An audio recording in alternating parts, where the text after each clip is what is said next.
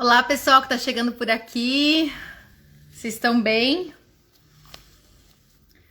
Vamos começar aqui uma live rapidinha. Oi, Wilson, tudo bom?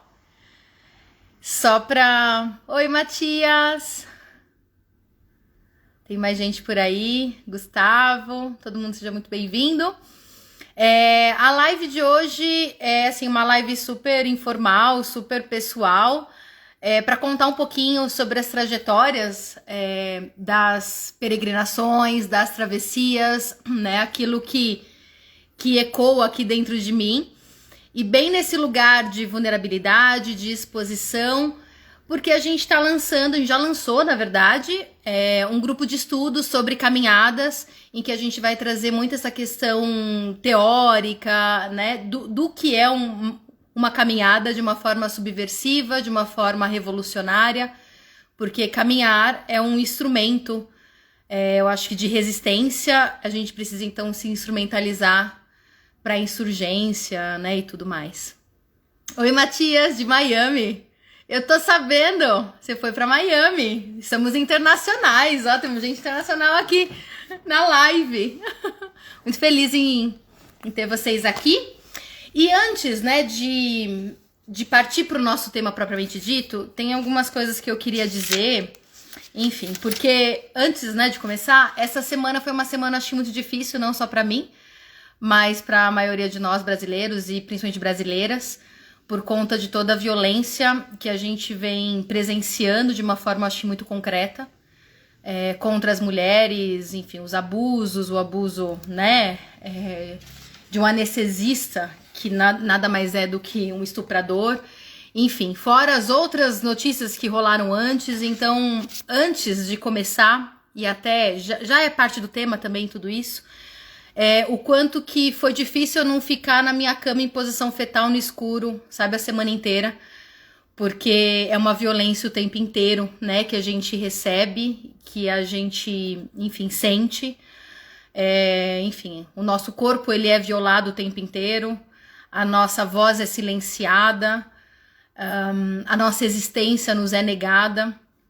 Então é muito difícil ser mulher no mundo, porque no mundo é assim, mas eu acho que tá insuportável ser mulher no Brasil.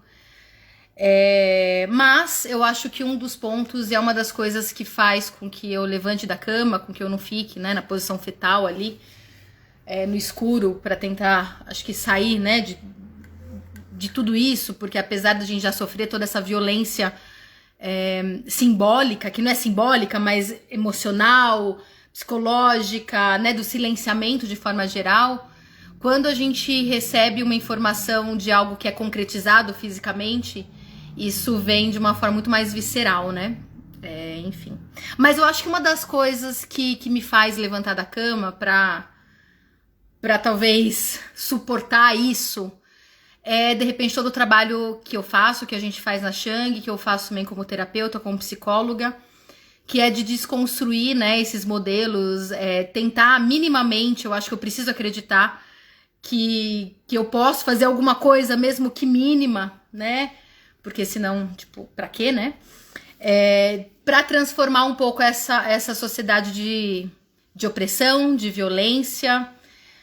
E aí que entra, eu acho, também o nosso caminho individual, porque é aquilo que eu publiquei, que a gente publicou, que eu falei no vídeo que a gente postou hoje, lá na Shang, sobre o caminho coletivo e o quanto que o caminho individual ele precisa acontecer antes desse coletivo. Então essa cultura, ela é formada também por indivíduos e é isso, né? Como que a gente também pode desconstruir toda essa violência, toda essa opressão, toda essa cultura de dentro para fora, a partir do nosso processo interno. Isso é o que eu tenho, eu como psicóloga, né, eu acredito na transformação de dentro para fora. Então, enfim, só queria pontuar isso antes de entrar pro nosso vídeo, propriamente dito, né, enfim, pro nosso tema, porque não tinha como não falar sobre isso dentro dessa semana, né? E cá estamos. Então, quem chegou agora, chegou na hora certa. A ideia aqui é ser uma conversa, então vocês podem mandar mensagem por aqui, eu vou ficar sempre de olho. Eu me perco um pouco, tá? Sabe, com tudo isso, então vocês já me conhecem, eu fico meio perdidaça aqui, prestando atenção em um monte de coisa. Mas tô aqui, qualquer coisa vocês vão me falando e eu vou, tipo, dando uma olhadinha de vez em quando. Então, vamos lá. A ideia aqui, então, é trazer um pouquinho de toda essa questão, né, da ideia das travessias, o que são essas travessias e como que elas aconteceram, né, no início. Então eu vou começar um pouco antes, né, da travessia em si, que porque elas começam, mas elas não são o início, muitas vezes, da nossa jornada. Porque a gente vive, então, nesse mundo em que existem várias expectativas, em que existem todos os modelos, e de uma certa forma a gente vai se afastando de quem a gente vai se afastando dos nossos desejos, a gente vai tentando se adaptar, se moldar ao mundo, e não diferente de todo mundo, assim foi o início do meu, né, da minha vida. Então, trabalhava no mundo organizacional, mesmo em paralelo com a clínica, então sempre cliniquei desde a minha formação em 2008. Me formei em 2007, comecei a clinicar em 2008 e trabalhava no mundo corporativo em paralelo, enfim, dentro de todo esse processo, tentando ainda me adaptar, tentando estar ali, vestir, né, aquelas máscaras, vestir, enfim, aquelas identidades, mas sempre com incômodo ali, nunca consegui me encaixar verdadeiramente, mas sabe aquele negócio? A gente tá ali, a gente tenta, a gente finge que tá rolando, e assim a gente foi seguindo, né? Eu fui seguindo a minha vida ali, me anulando muitas vezes, então passando aí por diversos processos, né? A minha vida ali toda emaranhada dentro desse contexto social, até o momento em que ocorreu uma ruptura, que foi lá em meados, né? Eu conto assim, porque é a consciência que eu tenho, mas em meados de 2011, quando meu pai ficou doente, né? Muito doente, enfim, uma grande dor aí, né? Que aconteceu, e naquele momento eu senti a minha segurança, aquela segurança dentro daquele mundo quebrada, e com isso a minha identidade também foi quebrada no meio, né, de todo aquele processo. Depois disso, nada mais foi igual. Então, estar naquele mundo que já não era lá aquelas coisas, tendo que suportar uma ruptura dentro de mim, mesmo eu não sabendo direito que ruptura era essa, como era, o que era muito difícil de estar ali naquele mundo. Então, eu digo que ali foi o primeiro momento, sabe, o primeiro passo em que as coisas começaram a não se encaixar. E por que eu tô falando isso? É um momento pré-travessia, né? Antes, que a minha primeira caminhada mesmo foi em 2017, mas foi antes, porque a partir desse momento de ruptura, a gente começa uma nova busca, né? E essa busca, eu acho que ela vem como... Antes, né? Essa ruptura, ela vem como uma crise. E é o que aconteceu na minha vida, eu tô contando a minha trajetória, mas provavelmente você tenha sentido já isso em algum momento também da sua, em que vem uma ruptura muito forte. Essa ruptura gera uma crise, um incômodo, uma dor muito grande, uma sensação de inadequação, de desencaixe, e dá realmente a ideia de que nada mais vai ser como era antes. E aí você não sabe mais o que fazer, porque se não era como era antes, era a única coisa que eu conhecia, o que mais pode ser então? E aí de fato começa uma busca. E aí é que tá, né, enfim, todo o lance das travessias pra mim, dentro da minha história. E eu lembro, né, nesse período, a Gabi tá aqui também, a Gabi e o Tchelo estão aqui, eles vão lembrar, no meu aniversário de 27 anos, né, há exatamente 10 anos atrás, eu tava acabada, assim, porque foi isso, foi lá em 2012, então, assim, eu chorei aquele aniversário, porque é isso, né, a ruptura, eu não me encaixava mais, tava em crise, foi, eu acho, a minha primeira crise de aniversário, depois disso eu tive todos os anos, tá, porque... Depois da primeira ruptura, ferrou. A gente vai ter ruptura atrás de ruptura, a gente aprende a morrer, a gente se conecta com o renascer, porque é isso, a gente morre para poder renascer, a gente se reinventa, a gente perde um pouco desse medo, apesar desse medo sempre estar ali, porque em cada situação sempre vem algo novo.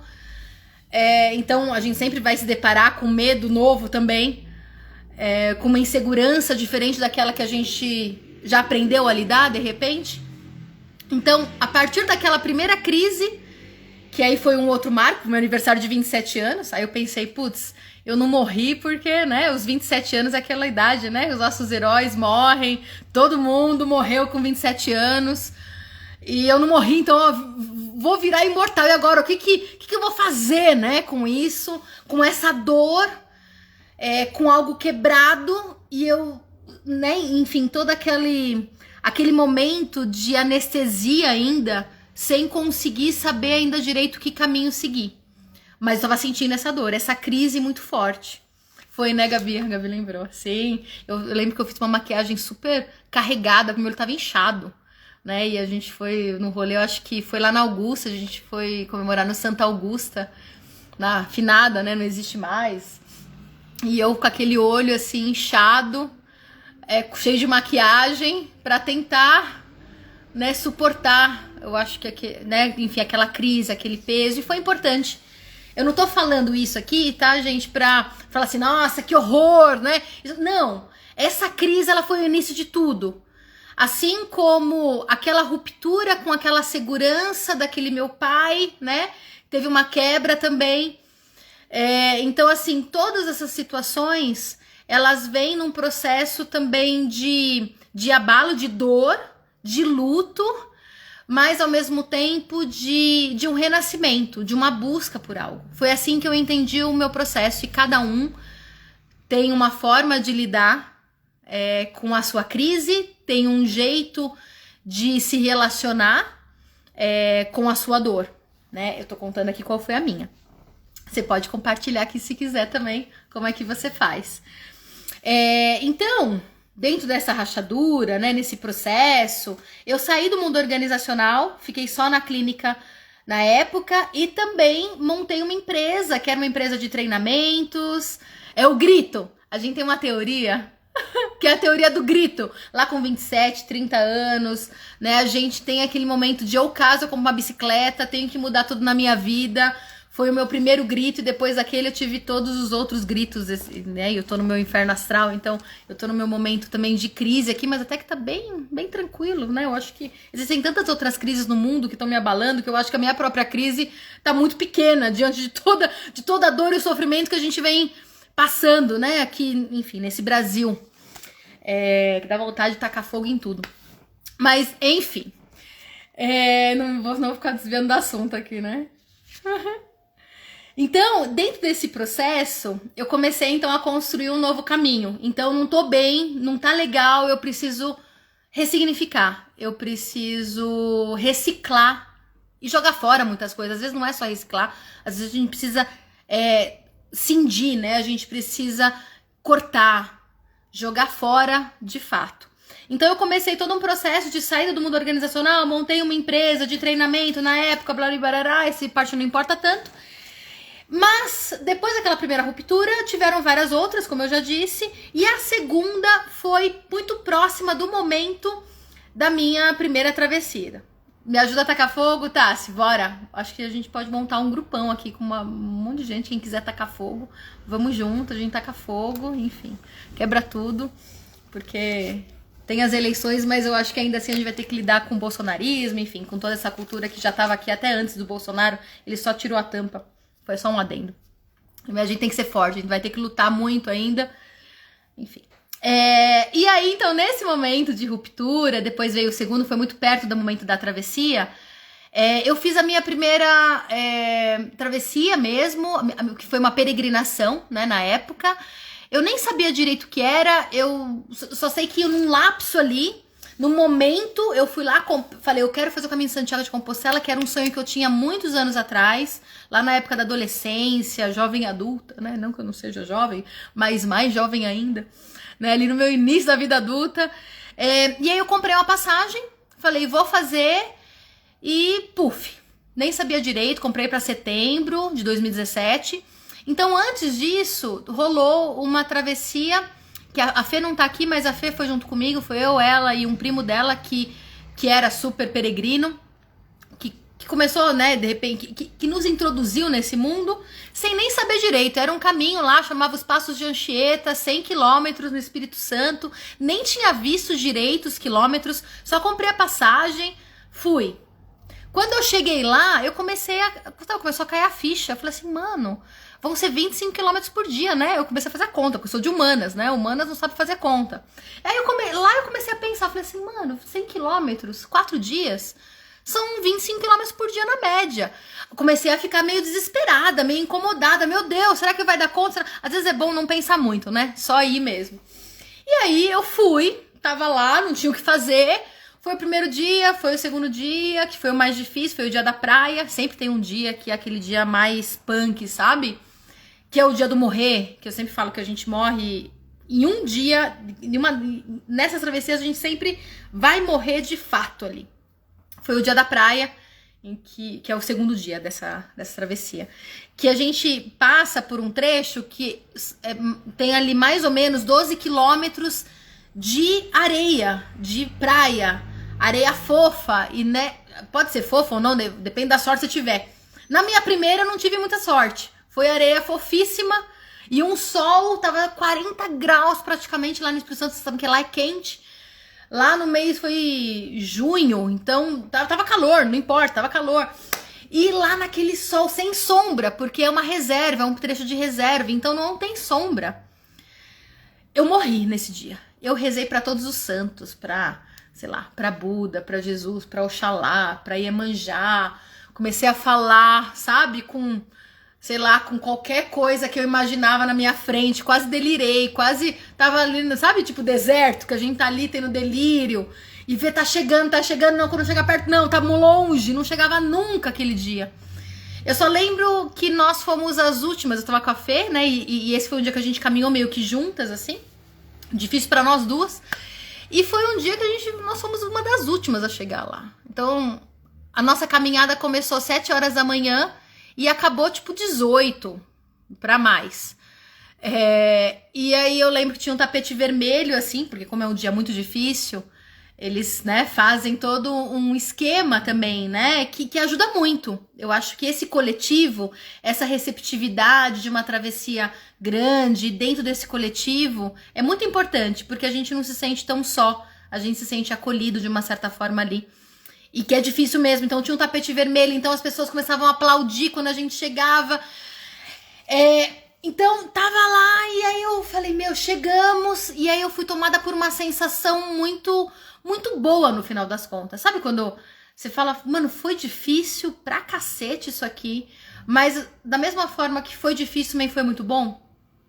Então, é isso. Aí foi o terceiro dia, foi o quarto, enfim, né? Tirei a minha virgindade de uma peregrinação lá no Espírito Santo. E esse foi um caminho que eu fiz depois mais 3 vezes. Levando grupos, enfim, né, pela Shang. Então, e o piloto, a primeira travessia, quando a Shang nem existia ainda, a gente estava ainda com a ideia dela, reuniu um monte de amigos, foram muitos mesmo, foram umas 9 pessoas, entre amigos e, enfim, conhecidos, e a gente fez um piloto lá. Então, foi muito legal e foram resultados incríveis daquilo, todo mundo amou.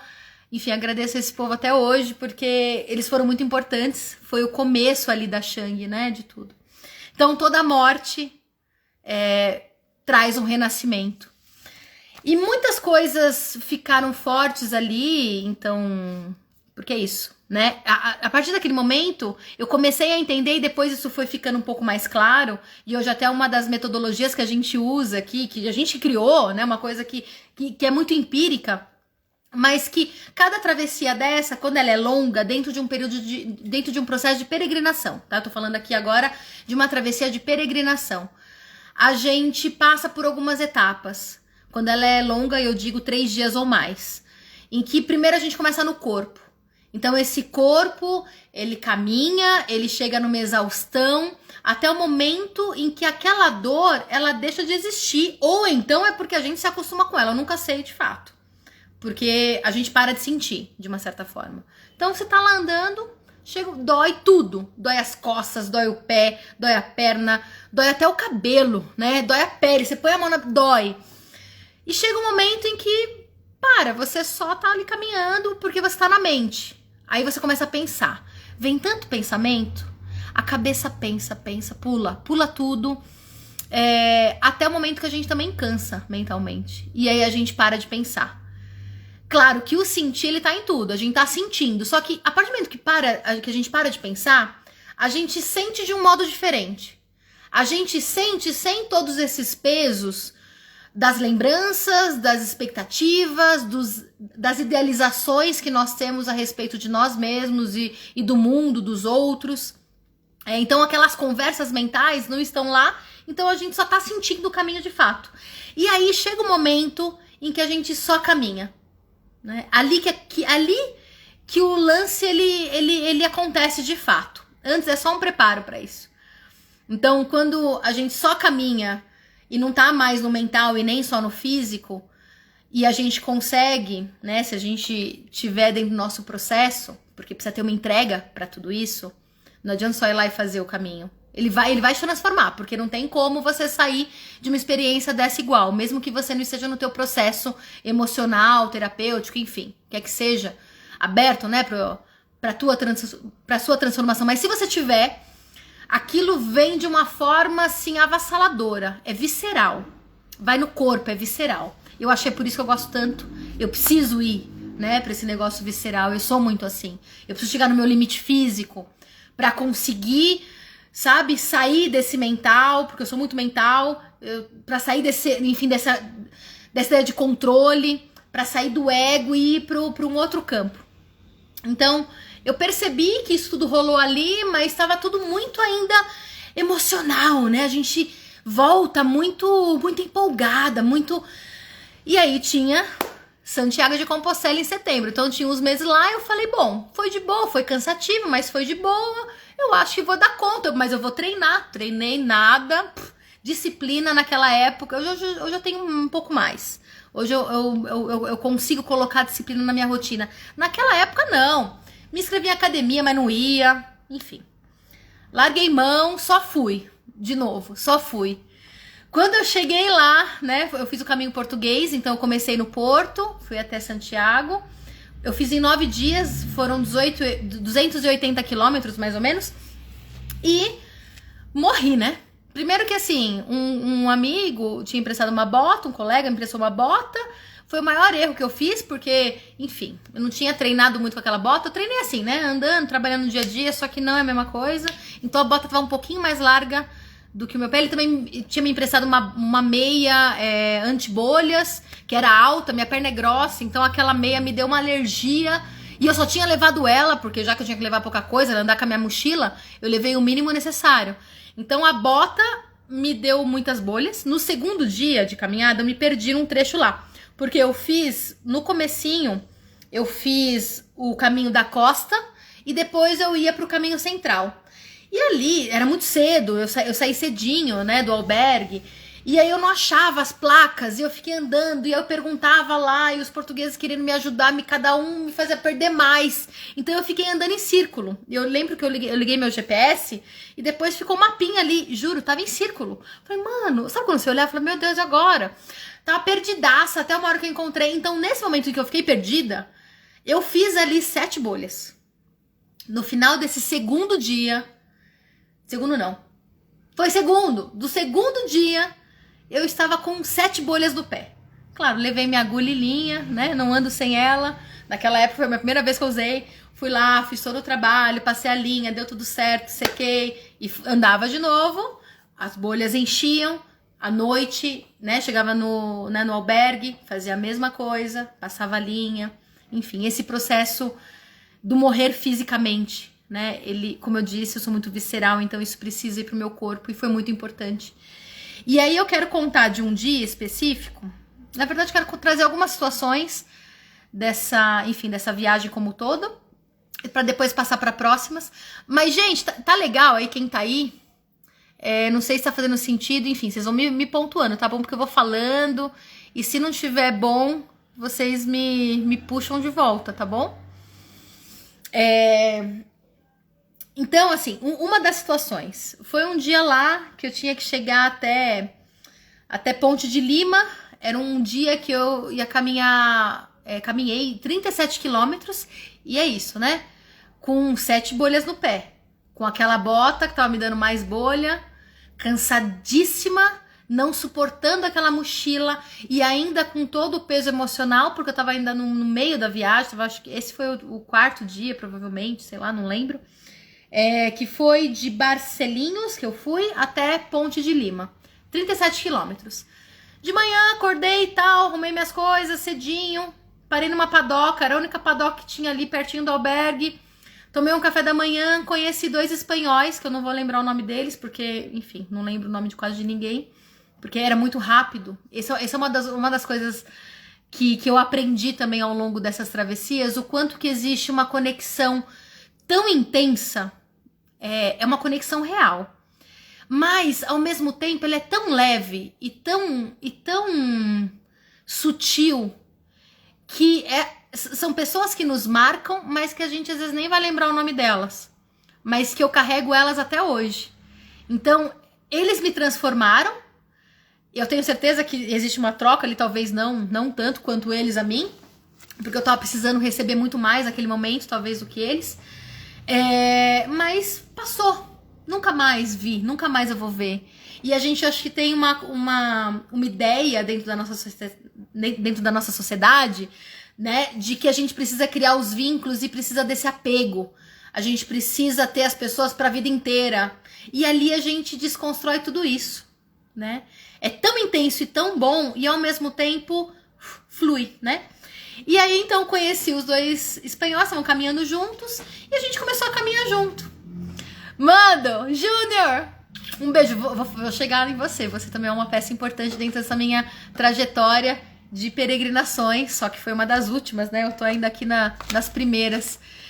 E você foi uma das pessoas que me marcou como, de repente, esses espanhóis, só que de uma forma diferente, numa outra profundidade, mas que eu sei o nome, que eu tenho contato, né? Então a gente também aprende, algumas pessoas, elas vão ficar. E sou muito grata por isso. Mas, então, eu tava ali com aqueles espanhóis e, assim, eu tinha certeza que eu não ia aguentar aquele dia. Eu não tava aguentando. Sabe quando eu tava no meu limite, no limite do limite do limite? E a Leilinha aqui atrás, é verdade, né, meu amor? Que o Eugênio tentou pegar ela aqui agora. E aí ela já tá aqui, meio que... Então, me perco, né? Peraí. Aí, né, os espanhóis, eles andaram comigo ali um trecho de mais ou menos uns 20 quilômetros. E a gente foi conversando, aí a gente parou, tomamos um café. Café não, tomei uma cerveja nesse dia. Eu ia tomar um café, falei, não, vou tomar uma cerveja. Vamos, eu tava tão morta, vamos tomar uma cerveja. Tomei uma cerveja, continuamos andando. Até uma hora que eu tive que parar, porque eu não tava aguentando. Então a gente fazia umas paradinhas curtinhas, porque a gente tem que parar, não tem jeito. Foram 20 quilômetros, né? Não tinha que parar em algum momento. Mas parava rápido. E eu com aquela dor no pé, continuava. Chegou uma hora, perto desses 20 quilômetros, que eu falei, eu preciso parar um pouquinho mais, eu preciso dar uma olhada nos meus pés. Eu não tava aguentando. E eles continuaram, eles não quiseram parar. E aí eles foram embora. E aí eu olhei meu pé, arrumei e tal, não sei o que lá, coloquei a bota de novo, falei, respirei fundo, busquei coragem de alguma forma, porque não tinha mais em mim. Né? Precisava de alguma coisa. Respirei, tentei respirar essa coragem e continuei por mais 17 quilômetros. Só que foram 17 quilômetros em que não passou ninguém por mim. Era um trechinho bem rural, assim, e que tinha umas cidadezinhas quase abandonadas, meio fantasmas até, sabe? Enfim, passei por mata, depois cidadezinha. E eu lembro que, e dessa fase, eu tava na fase mental. Meu corpo já tinha morrido, né? Eu tava ainda na fase mental ali, com muita dor ainda no corpo, porque realmente tava com muita dor, né? Não passava. E não passou até o final. E o pensamento. E aí eu comecei a falar, meu Deus do céu, não vou aguentar a dor. Eu parei umas 3 vezes, fiz uma paradinha assim, tirava minha mochila, respirava, falava, não é a mochila que tá pesando. É alguma coisa dentro de mim. E aí começa também todo o processo dessa analogia. O peso, né, que a gente carrega não é o peso da mochila, não é o físico, mas é o peso emocional das lembranças. E aí eu comecei a pensar ali em várias pessoas, em várias situações e que eu mantinha na minha vida, né, por diversos motivos, ou por medo do conflito, ou por medo de ser abandonada, de não ser amada, por uma necessidade enfim, fazer parte. Tinham pessoas que não faziam sentido na minha vida e que eu mantinha e que me faziam muito mal. E foi naquele momento em que eu percebi pela primeira vez aquilo, sabe? De uma forma clara, concreta, e que eu fui talvez capaz de enxergar, porque aqui no dia a dia a gente não percebe, a gente pode sentir em algum nível, mas a gente não percebe. Porque se a gente percebe, o que a gente vai fazer com isso, né? Então a gente se distrai, aí a gente, sei lá, vai pro happy hour, né? Por isso que a pandemia, acho que ela foi tão intensa também. Foi uma travessia como essa, tão intensa quanto, porque não tinha muito o que distrair a gente tinha que sentar na sala com os nossos monstros. Então naquele momento não tem o que distrair, eu tava sozinha, sem nenhuma alma viva pra passar pra me distrair. Só eu, minha mochila física, que tinha o que tinha que ter, não tinha muito o que fazer, e a minha mochila emocional, que aquilo eu podia fazer alguma coisa. E aí, né, enfim, tem uma analogia toda no caminho que a gente vai deixando as pedrinhas. E aí eu fui deixando essas pedrinhas, na medida em que elas vinham, né, na minha cabeça, eu deixava ali a mochila, e aí eu pegava, né, a pedra, eu pegava a minha mochila de novo, eu acho que era psicológico, acho não, tenho certeza. A minha mochila tava mais leve, aí eu aguentava caminhar um trechinho mais, com ânimo. De repente começava a pesar de novo, porque vinha outro pensamento. Fazia o mesmo processo. Parava, identificava, tirava, colocava ali, punha minha mochila de volta. Ânimo, caminhava. Isso foi assim, acho que umas 4, 5 vezes. Dentro desse trechinho. Até uma hora que eu falei, mano, agora não tem muito o que fazer. Tava chegando, e o chegando que nunca chega, saca? Então, é sempre assim, o finalzinho do dia... aqueles últimos 5 quilômetros, são uns 5 quilômetros que chega a 20, mas não chega a 5. Em que falam, tá chegando, mas não chega nunca, né? Então, cheguei, fiquei no mesmo albergue, inclusive, que os espanhóis, mas eu não os vi, eu ainda tentei vê-los, a gente tinha combinado de se encontrar lá, mas não consegui, porque não era pra ser, enfim, nunca mais os vi. E isso foi. Então, esse foi um dia muito importante. Foi a mesma coisa do dia da praia, né? Da minha primeira travessia lá no Espírito Santo. A mesma coisa foi o dia que eu cheguei em Ponte de Lima. E eu queria muito chegar em Ponte de Lima, porque eu tinha visto as fotos daquele lugar e eu tinha achado aquele lugar maravilhoso. Sabe aquele lugar que você fala, meu, eu quero chegar ali. Então, foi muito especial essa chegada. E depois continuei, enfim. Essa foi uma situação que eu queria trazer. A outra, que tem muito a ver com um dos desapegos, então é isso, a gente vai desapegando, né, de todos os nossos pensamentos, as nossas lembranças, todas não, né, daquilo que a gente tá preparado para. E aí naquele momento já tinha feito, então, um processo de descarrego ali, né, deixado algumas coisas, mas tinha muita coisa ainda dentro de mim, como tem ainda até hoje, porque em cada travessia eu acho que a gente deixa um pouquinho. Mas é todo um processo, é uma vida de peregrinação. Ela não começa e termina em uma, nem em 2, nem em 10. Eu nem sei qual é o número da minha, mas tipo, tem ainda coisa pra sair, tem ainda coisa pra aprender. E eu vou contar um pouquinho pra vocês, também vou chegar lá. Se eu não ficar também falando muito aqui, né, de uma forma prolixa, e aí não vai dar tempo. Mas, em todo esse processo, então, a gente vai se desassociando das nossas identidades.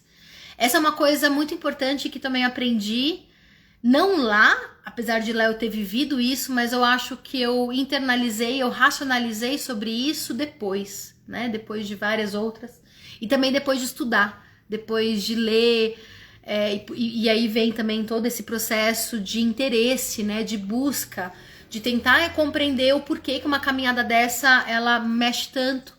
Então eu fui atrás também da literatura, das teorias, da filosofia, enfim, tudo mais, para entender um pouco mais isso.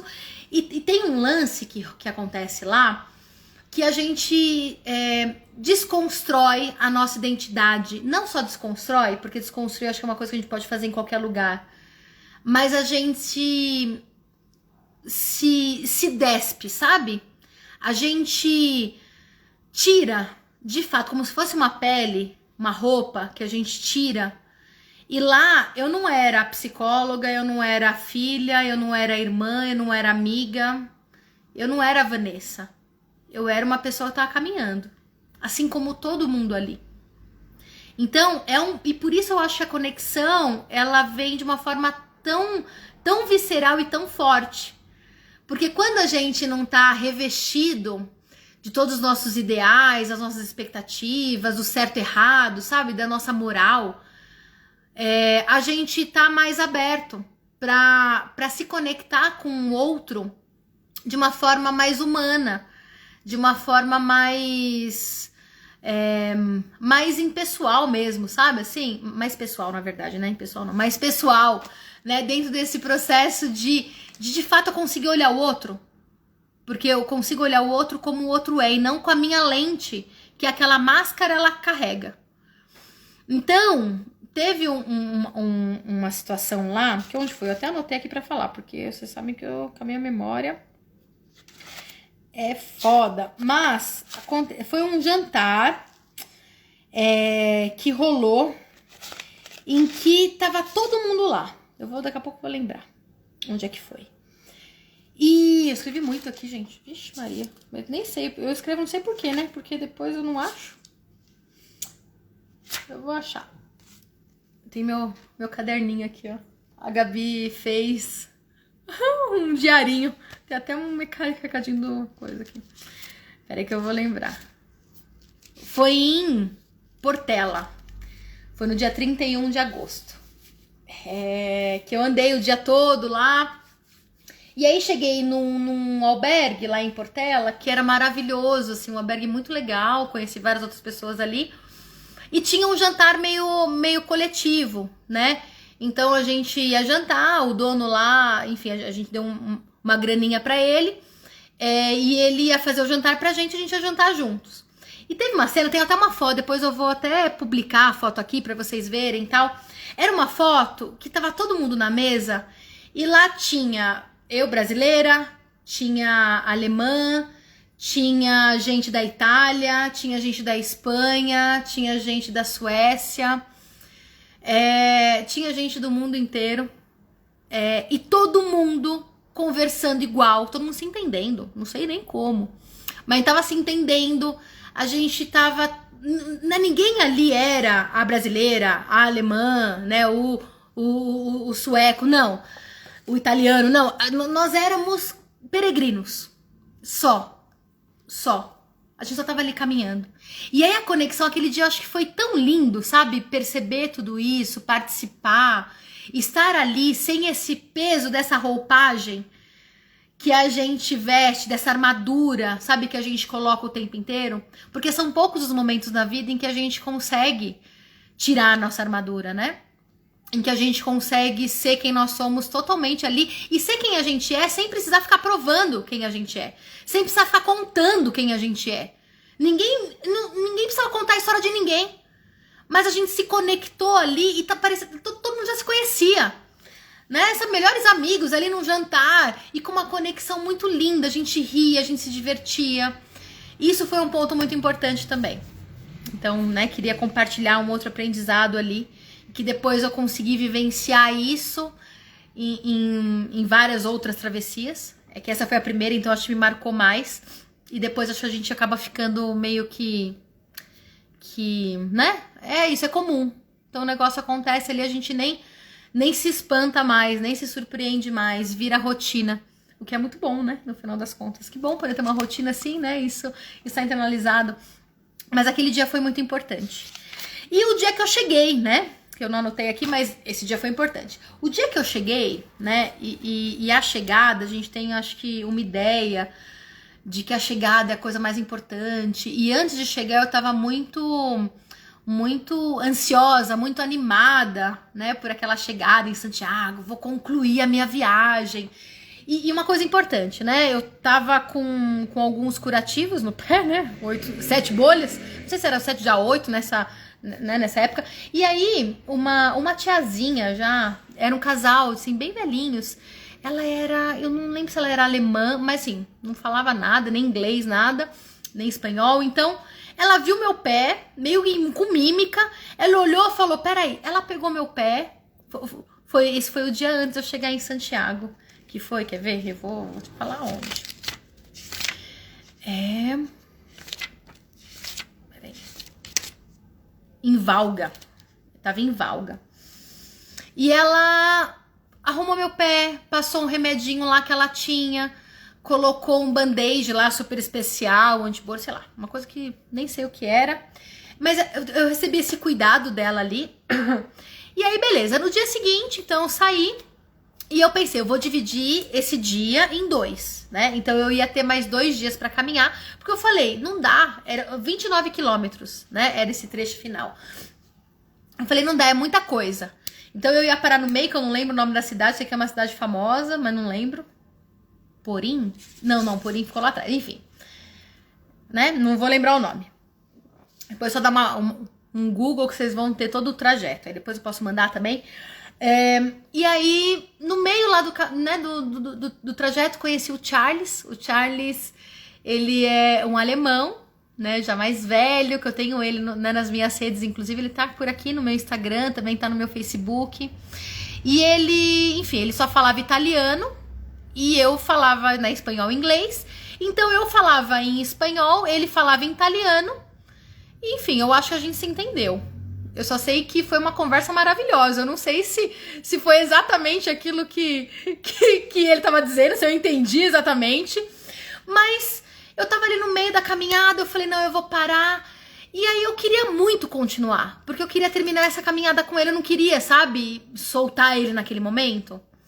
E aí ele falou, vamos terminar, e a esposa dele tava esperando lá, então também rolou esse negócio, não, tipo, vamos lá, eu quero que minha esposa te conheça, e tal, não sei o que lá, aquela empolgação. Eu falei, então eu vou. Então, eu tava, assim, morta, eu tava, assim, não tinha nada mais da Vanessa, né, de fato, não tinha nada daquela Vanessa antiga.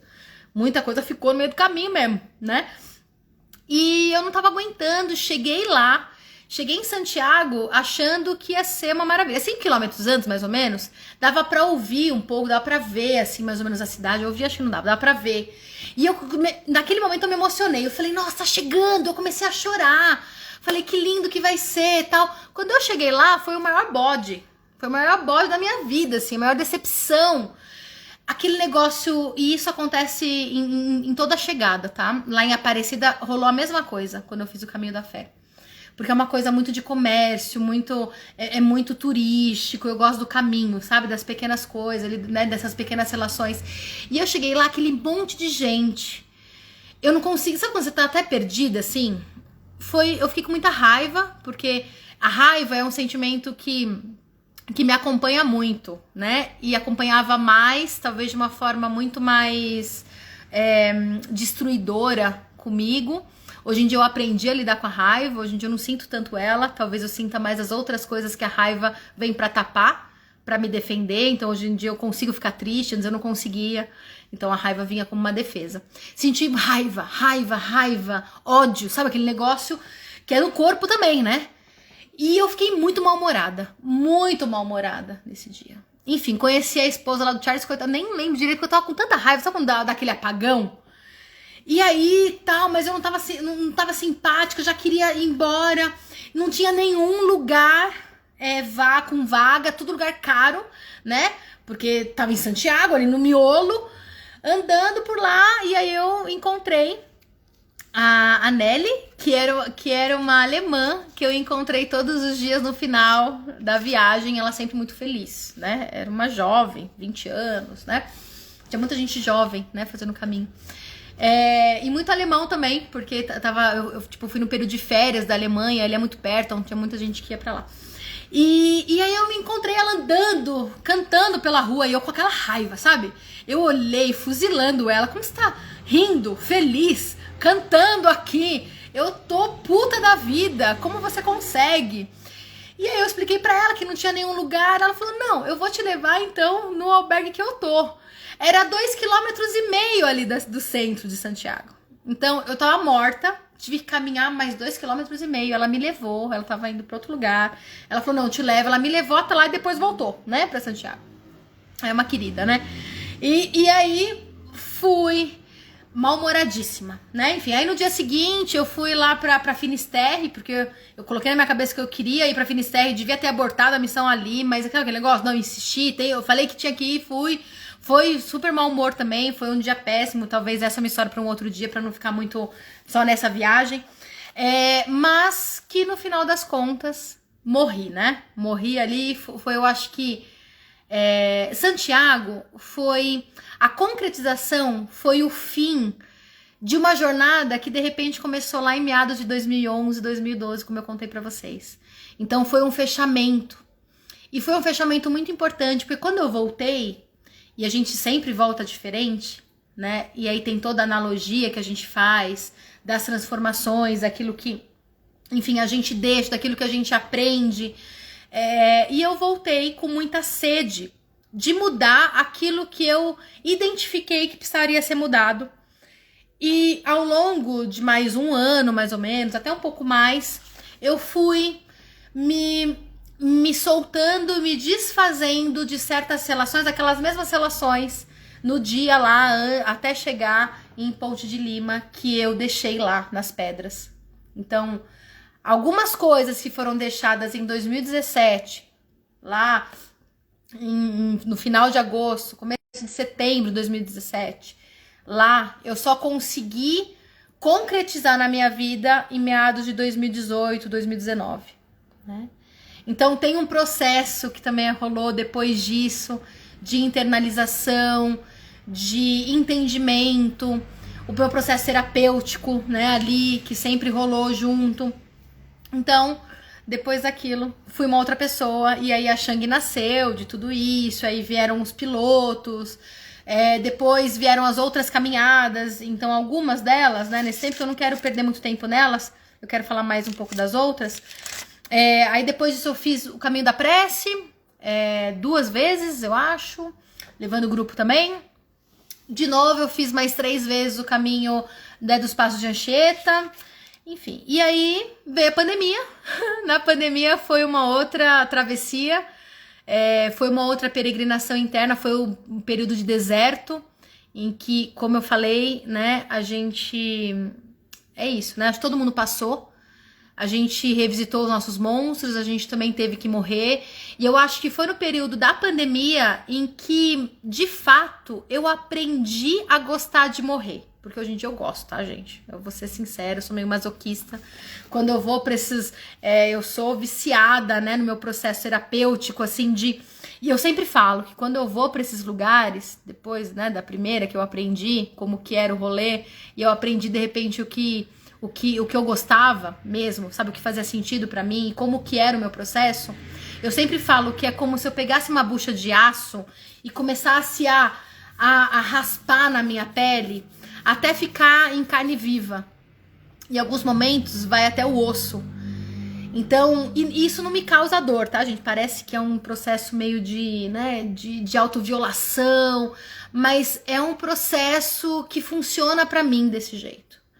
Então eu mergulho, eu vou nesse lugar visceral, eu fico exposta pra mim mesma, em carne viva, e aí depois eu volto pra cicatrizar. E é interessante, né, eu falar isso, porque e isso veio na minha cabeça agora, tá? Porque eu tenho psoríase, né, desde a quinta série, tenho desde muito pequenininha. Eu tenho psoríase, e psoríase é uma questão de regeneração da pele, né? E minha psoríase hoje, ela, né, muitos anos ela é super controlada, nem parece que eu tenho, né? Tem só alguns pontinhos que sempre estão ali e que tá tudo certo. Mas eu sempre tive esse negócio da pele, né? Do corpo, de que eu preciso me despir totalmente pra depois eu fazer o meu processo de cura. Isso faz parte do meu processo de cura. Então, não sei por que eu falei isso. Eu acho que é porque eu ia falar alguma coisa, mas que... Aí eu fiz essas travessias. Eu tava falando da pandemia. Aí, pelo de pandemia, eu então aprendi a não ter tanto medo, assim, de morrer e renascer. Eu me joguei, sabe, pro meu processo de transformação. Acho que foi nesse momento, sabe? E aí foi uma outra virada. Vieram várias outras crises, tá no meio de tudo isso. Então aquela primeira que eu contei pra vocês lá no comecinho, Depois daquela vieram várias outras, e uma delas eu acho que foi o momento em que eu falei, porra, eu preciso, acho que aprender realmente aqui a morrer, porque morte faz parte da vida, né? Não tem como a gente viver se a gente não tiver, se tiver medo de morrer. Então eu me lancei pro meu processo de morrer dentro do período de 2020, 2021, que foi muito importante, que eu aprendi muitas coisas, ressignifiquei tudo sobre mim, praticamente. E à medida em que eu fui fazendo todo esse processo, no caminho fisicamente, ou então no meu caminho interno, mesmo sem caminhar, na pandemia a gente não caminhava, eu não caminhei, eu fiquei realmente reclusa, pelo menos né, durante o começo, pelo menos um ano ali, muito fechada, muito trancada. Então eu andei dentro de mim. Então é um processo de expurgar, de olhar, né? Eu lá com a minha buchinha de aço, né? E aí dentro disso eu também aprendi que o que eu tava raspando não era quem eu era, mas eu acho que era tudo aquilo que eu fui construindo ao longo da vida daquilo que eu deveria ser. Então, em cada morte, eu percebia que não era que eu renascia, mas eu me despertava. Eu despertava aquilo que eu já tinha desde antes, né? Sabe uma coisa até meio infantil, assim, como criança? Eu, como criança, eu não tinha medo das coisas, né? E a gente vai ficando adulto, a gente vai tendo medo das coisas. E esse medo, ele vem por conta de todas essas máscaras, né? Por conta desse mundo que é muito agressivo, a gente às vezes vai ter medo. Mas a gente precisa, às vezes, enfrentar isso, a gente precisa lutar contra essas coisas, né? Então, eu fui tirando todas essas roupagens, né? Aquelas identidades. Então, hoje eu sinto que eu sou muito mais eu aqui, tanto é que eu tô falando aqui quem eu sou, né? Então, antigamente, sabe, tinha aquele negócio, e aí eu lembrei de uma outra situação que eu vou contar, que não foi nesse momento, mas foi lá atrás. Lá quando eu saí da empresa, do mundo organizacional, tava na clínica já, e eu já tinha minhas tatuagens, não tantas, né? Porque hoje em dia eu tenho o braço forrado, enfim, tenho tatuagens. Eu tinha algumas já no braço, tal, não sei o que lá, nas pernas. E eu tava mó calor, eu tava de calça, tava de blusa, assim, sabe? Morta, né? São Paulo, aquele bafado na cidade. E aí eu fui almoçar com uma amiga Lu, a Luciana. Lembra até hoje, fala pra ela até hoje disso, né? O quanto foi importante. Eu falei, nossa, né, Lu, tô muito calor, eu queria estar, sei lá, com uma saia, queria estar com um short, sabe, com uma blusa mais aberta. E ela falou, por que você não tá, né? Eu falei, porque, né, sei lá, minhas tatuagens, né, não sei o que lá. E ela falou assim, mas Van, você não se garante assim, sabe? Por que você tem que, sabe, bancar? Quem que está bancando ali? Aquilo foi, sabe, um choque, assim, eu falei, mano, como assim, né? O que você tá falando? Naquele momento que eu tava no começo do meu processo, né? Malemar tava tirando ali, sabe, a jaqueta, né? E depois, né, hoje em dia eu ralo, né? Mas eu tava ainda no processo de tirar só minha jaqueta, sabe? Então, foi muito importante. E hoje eu sinto que eu sou aqui, né, com vocês e com todos os produtos, né, que a gente tem no meu trabalho, exatamente a mesma pessoa que eu sou na vida, com os meus amigos. A única diferença é que eu tenho uma teoria, né, que eu tenho uma outra responsabilidade, é um papel, mas é um papel muito junto, sabe, com quem eu sou. Não sei se faz sentido isso que eu tô falando, não sei se eu tô conseguindo, né, enfim, explicar. Mas é quando, enfim, você tem uma responsabilidade em um lugar, você tem ali algo que você tem que cumprir, mas ainda assim você é você, né? Então tem um distanciamento, tem uma borda, mas é uma borda que ainda assim é você. Então hoje eu sinto, e eu acho que tem ainda um processo para isso, porque o processo não acaba, que hoje eu sou muito mais eu do que quem eu era lá atrás, por conta de todo esse processo de morte, e de reencontro, e de trazer, né, quem eu sou. E aí nisso a gente vai encontrando as nossas sombras, a gente vai encontrando os nossos monstros, a gente vai enfrentar, né, os nossos monstros. E aí tem, enfim, eu vou falando, eu vou lembrando, né? Tem a história de Teseu, né, que matou o Minotauro lá no labirinto, em que ele entrou, né, no labirinto, matou ali o Minotauro e saiu com o fio de Ariadne, né? Esse é um conto, né? Não sei se vocês sabem, mas eu não vou contar ele aqui, né? Enfim, inteiro, mas assim, mais ou menos. É um pouco disso a vida, né? A gente entra no nosso labirinto, no nosso próprio labirinto. A gente precisa matar o Minotauro, que é nós também. O Minotauro também é uma parte da gente. A gente vai lá e mata uma parte da gente. E depois a gente tem que sair. E a gente... Quantas vezes a gente se perde, né, dentro desse labirinto? E se a gente tiver um fiozinho, um fio condutor ali que esse fio eu acho que tem a ver com as nossas essências, tem a ver com os nossos valores, tem a ver com tudo aquilo de repente que faz com que a gente se conecte de fato com quem a gente é, com que a gente não se perca, né, ali dentro, sabe? Aquilo que a gente descobre, a gente internaliza e aí a gente precisa viver aquilo. Não adianta só eu descobrir. Eu preciso viver aquilo que eu descobri. Eu preciso ser aquilo que eu descobri que eu sou. Eu preciso me permitir. Eu preciso me aceitar. Enfim, todo esse processo. Então, o tempo inteiro a gente está entrando dentro do labirinto, se perdendo ou não nele. Dependendo do momento que a gente tiver, a gente vai se perder e tá tudo certo a gente se perder. O momento a gente se acha. Se a gente se perder, como eu me perdi lá em Santiago... Criei as 7 bolhas no pé porque eu me perdi, tudo bem, daqui a pouco a gente se acha e a gente vai curar as bolhas, a gente vai cuidar, né, de todo o processo. Às vezes a gente vai precisar se perder, até porque a gente se perde também de uma parte da gente e às vezes é uma parte que também não vai fazer tanto sentido. Enfim, tô vagando aqui. Enfim, tô falando muito, né, gente, mas sei nem que oração. Não sei se o Instagram vai cair aqui, porque antigamente, faz muito tempo que eu não faço live. Antigamente, quando dava 1 hora de live, ele parava. Mas se for, vai cair logo, logo. Não sei, vamos ver. Se cair, gente, eu volto, tá bom? Pra terminar a história.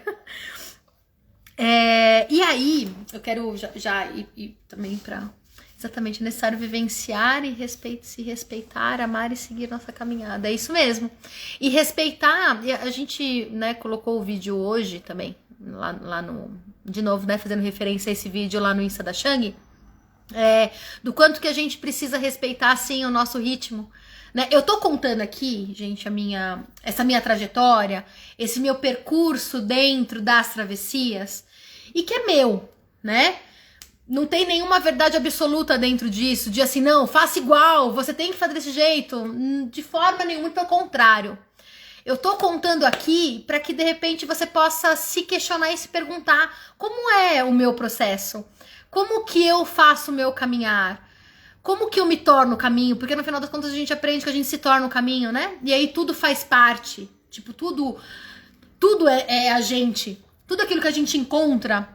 Desde os 2 espanhóis que eu encontrei lá no caminho de Santiago, né, no dia lá dos 37 quilômetros, do Charles, da Nelly que eu encontrei, tava lá sempre saltitante, que me dava raiva porque ela tava feliz e eu tava tão irritada como que ela tava, né? Tudo isso, tudo aquilo que a gente vê no caminho é um reflexo do que a gente é. Aquilo nem existe de fato, sabe? O outro nem existe. O que existe é aquilo que me toca, é aquilo que me afeta. E o que me afeta tem a ver comigo e não com o outro. Então, tudo que a gente encontra no caminho é a gente. Por isso que o caminho é a gente, né? Então, tem a nossa frase, né, que tem até na nossa camiseta, ser o caminho. A gente precisa talvez aprender a ser o caminho de fato, sabe? Assumir que a gente é o caminho, que tudo é a gente. E a gente precisa lidar com aquilo que a gente encontra, com os incômodos, com a raiva, com a angústia, com o desespero, com o monstro, que também é a gente, o Minotauro também é a gente lá dentro do labirinto. E a gente vai ter que matar, às vezes, esse monstro, né? E matar, às vezes, ou então acolher, né? Porque, às vezes, também o monstro, o que é esse monstro? O que foi meu processo da raiva ali, né? Que eu ressignifiquei, que eu sentia há tanto tempo, que era um dos meus monstros. Ela vinha e me machucava. Essa raiva, ela tava ali pra me proteger. Eu tive que matar a raiva? Não. Eu tive que, talvez, acolher, escutar, entender de onde ela vinha, investigar o que ela tava. Ela tava me protegendo do quê? Ela tava querendo esconder o quê de mim? Então, é todo esse processo de relacionamento com aquilo que você encontra. Para que você, então, saiba o que fazer. Se você vai matar o monstro, se você vai acolher o monstro, se você vai ressignificar, se você vai manter aquela relação ou não. Quais são os próximos passos que você vai ter na tua vida.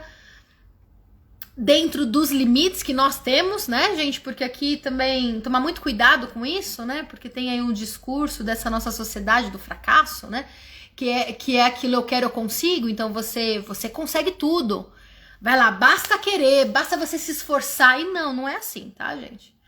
Né, aqui, né, a minha linha é psicanálise, né? A psicanálise não tem nada disso. A vida não tem nada disso, né? A gente tem aquilo que é. Né? Então existem várias coisas que a gente não tem controle nenhum e a gente às vezes vai ter que se adaptar a isso, a gente vai ter que lidar com o caos. Tem uma frase do Joseph Campbell que eu gosto muito, que ele é uma frase, não é um negócio lá, mas que ele fala que caos é cosmos, sabe? A gente olha o caos, a crise, sabe aquela crise inicial também que eu falei lá no comecinho? A crise é o momento, é o início da cura. O Winnicott, ele tem um texto que ele fala sobre o lado bom da depressão, não lembro se é esse nome mesmo, sabe, gente, que eu sou ruim com os nomes, mas ele tem um texto que tá, acho que no livro A Maturidade Emocional, se tudo começa em casa, não lembro qual que é o livro que tá, mas que ele fala do quanto que a depressão, ela é vista como o monstro, como a vilã, né, da nossa sociedade, mas a depressão é o início da cura. Quando a gente entra em contato com algo que já estava ali e que não tá bom, e a gente se depara com aquela dor, com aquela tristeza, a gente começa o nosso processo de cura. Então a crise, ela é o início da nossa descoberta, ela é a forma... Se a gente não entra em crise, a gente não consegue sair da crise. Se a gente não entende, não sente a depressão, a gente não consegue perceber que a gente tá com depressão já há um tempo ali.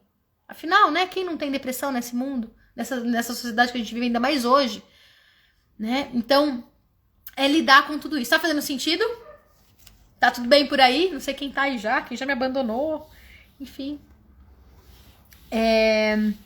Bom, e de lá pra cá, né, então eu já fiz várias travessias, e aí agora tem a ver muito com o meu processo, né, e aí... Em 2021, né? Então, no finalzinho, lá em setembro, já tá fazendo beleza. Beleza, Tassi? Fechou. Enfim, ainda no meio da pandemia, já com a vacinação, eu falei, não, eu preciso sair daqui. E aí eu, a Zilene e a Andrea, duas amigas peregrinas. Beleza, Eli?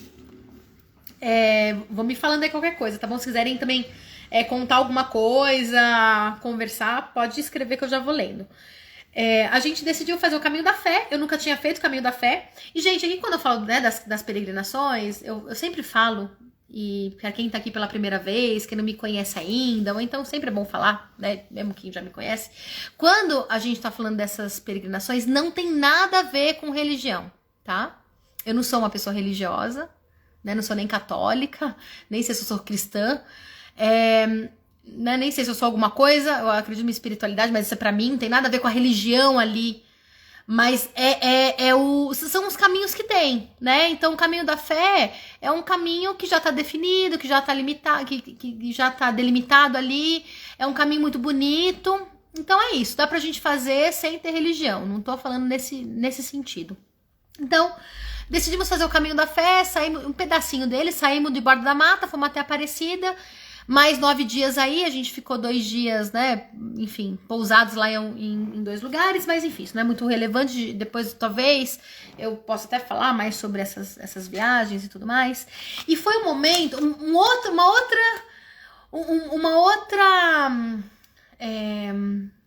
qual que é a palavra?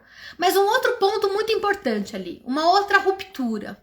Pode dizer, tantas essas, né? Porque são tantas aí que eu nem sei mais o que é ruptura, o que não é, o que é morte, o que não é, quando que eu renasço, quando que eu morro, porque tá tudo tão misturado, é tudo às vezes tão rápido, acontece tanto, né? Que às vezes até se perde, sabe nem, enfim, dar nome para as coisas. Mas uma outra ruptura, um outro degrau ali, dentro do meu processo terapêutico, e de desconstrução, e de ir lá, nessa viagem, eu cheguei até o osso, né, eu posso dizer isso. Nas outras, talvez eu ia ali, ficava em carne viva, via assim as veias, tá bom, via o sanguezinho, tá ótimo. No Caminho da Fé, eu cheguei no osso, totalmente, né? Porque eu acho que também foi um processo de me preparar para isso. Tava ainda na pandemia, depois de tanto tempo reclusa, enfim, condicionamento zero, porque eu não tava fazendo academia, engordei 12 quilos na pandemia. Então tava lá, o excesso de peso, sem condicionamento nenhum, carregar a mochila depois de tanto tempo. A última vez que eu tinha carregado a mochila, sei lá, não foi nem em 2020, porque em 2020 a gente levou um grupo, mas a gente não carregou a mochila. A gente teve apoio que levou nossa mochila. Então, sei lá quando tinha sido a última vez que eu tinha carregado a mochila. Então, muita coisa ali para ser vivenciada, mas com uma necessidade de vivenciar tudo isso, né? Com um chamado para, mais uma vez, mergulhar no meu processo, entrar no meu labirinto, matar todos os minotauros que precisarem ser mortos e voltar, né?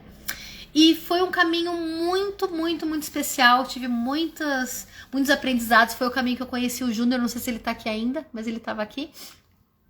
O Júnior eu acho que ele é a representação viva, uma das, né, porque tem várias pessoas ali, vários ícones, né, no caminho da fé, mas ele é uma das personificações vivas, sabe, da generosidade, da energia que a gente sente nesse caminho, que se tornou um dos dos caminhos mais especiais para mim. É muito difícil, porque a gente são 500 quilômetros mais ou menos na Serra da Mantiqueira, então são muitas serras, muita subida, muita dificuldade física e muita beleza. Eu sempre falo, né, que os lugares mais difíceis são os mais bonitos também. E são aqueles que nos transformam mais. São os que eu mais gosto, né? Porque vocês sabem que eu sou viciada lá na dor, né? Então eu vou mergulhar, eu quero viver essa dor, né? Então, enfim, meio sádica, né? Meio masoquista comigo mesmo, mas beleza, funciona pra mim, tá tudo certo, tô viva, né? Eu gosto, não sofro, não. Apesar de sofrer, mas eu entendo que esse sofrimento faz parte. Enfim, tô falando demais disso. Mas esse caminho, ele foi então mais um marco no sentido de reconhecer ainda mais quem eu sou, deixar tantas coisas ali pra trás, e de voltar totalmente diferente, né? Depois dessa viagem, enfim, a gente levou o grupo também pra lá no carnaval desse ano. Então a gente levou um grupo para um trecho desse caminho que também foi muito especial. Foi muito especial mesmo, porque é isso, né, gente? Eu acho que por isso que eu gosto de levar os grupos. Pra presenciar, pra, de repente, sei lá, proporcionar essa mesma possibilidade que eu tive, que eu tenho, né? Essa busca para que, enfim, vocês possam sentir também. Não talvez da mesma forma que eu, mas da sua forma. Mas sentir o que é esse caminho. Entrar, mergulhar no teu labirinto. E isso é muito lindo, sabe? De você ver as pessoas passando, né, por esse processo, né, e tudo mais. Tô começando a ficar meio nasalada. Eu tomei a vacina do Covid hoje, a 4ª dose, a dose de reforço. Então eu tô sentindo, acho que meu corpo já vai ficando... E a da gripe também, tomei as duas. Então acho que eu vou ficar meio gripada. Mas, vamos lá. Então, tipo, foi muito importante. E aí, quando eu voltei, depois que eu voltei, eu não parei, né? Aí, depois disso, eu comecei a entrar no mundo da montanha. Porque depois de um tempo, quando você caminha 37 quilômetros, não tô emocionada, não. Apesar de estar muito emocionada internamente, mas não, eu tô nasalada mesmo. É da vacina.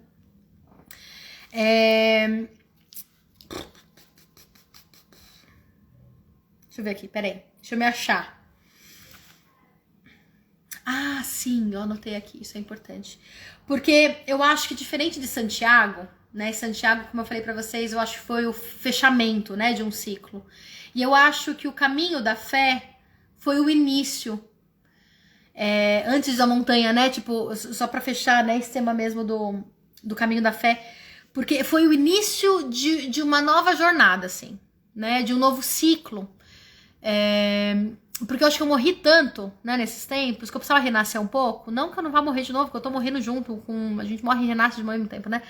Mas foi o início de uma nova... De um novo percurso, né?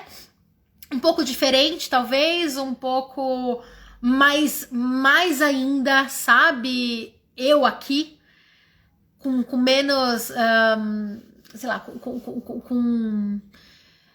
sem tantas máscaras, menos ainda, sabe? Não sei se eu tô conseguindo expressar, mas enfim, foi tudo isso aí. E que é muito emocional, né? Quando a gente experimenta algo do tipo, é tudo tão simbólico, é tudo tão subjetivo, que fica às vezes difícil, sabe? Traduzir em palavras pra tentar explicar. Enfim. E aí depois disso, depois de um tempo, quando a gente caminha lá 37 quilômetros já, e é isso, não é mais tão difícil. A gente precisa encontrar a gente, Vanessa, né? A Vanessa aqui precisa encontrar uma outra dificuldade. Então eu comecei a ir pra montanha. A minha primeira travessia não foi montanha exatamente, mas foi uma travessia em que eu tive que carregar uma mochila de 15 quilos, né? Na verdade, essa primeira foi tudo errado, né? Eu não soube montar minha mochila. Levei vinho em garrafa. Nunca façam isso, gente. Tava com 18 quilos na minha mochila na minha primeira. Ano passado eu morri e esse ano também. É bem isso. É bem isso. A gente morre, né? Morre é isso aí. A gente sobrevive a essas mortes. A verdade é essa. Até a hora que tiver que morrer mesmo, vai ter muita morte pra gente viver. e então foi uma mochila de 18 quilos. Foi na reserva da Joatinga e tal. E assim, eu falei, meu Deus do céu. Foi tão visceral também. Eu achei que eu não ia aguentar. De novo, tava despreparada, né? Ainda não tava. Tinha acabado de voltar do Caminho de Santiago. Do Caminho da Fé, aí eu emendei com Cristina, que foram mais 3 dias de trekking logo depois do Caminho da Fé, tava morta, acho que 2 semanas depois já fui pra reserva